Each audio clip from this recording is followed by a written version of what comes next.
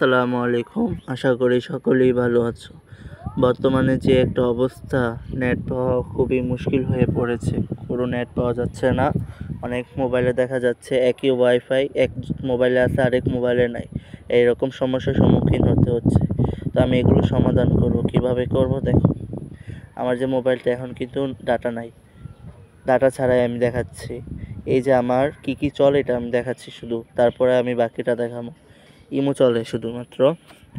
এরপরে আছে আমাদের হোয়াটসঅ্যাপ, এরপরে আছে আমাদের ইউটিউব। এই তিনটা জিনিসই চলে, আর কিছু চলে না। আর যারা বলতেছে ফেসবুক আসে না, এটা সোশ্যাল মিডিয়া থেকেই বন্ধ করে দেওয়া হয়েছে। আগামী পরশু 2-1 দিনের মধ্যে এটা আসবে। এরপরে একে বলছো গেমের ভিতরে, হ্যাঁ অবশ্যই গেমে ঢোকা যায়।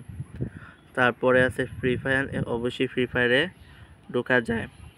ঠিক আছে, এখন দেখবা যে একই ঘরের মধ্যে তোমার বাইরে আছে, তোমার আসতেছে না, বা তোমার আম্মুর মোবাইলে আসে, তোমারটা তো আসে না, এরকম হচ্ছে। এটা হওয়ার কারণটা কি?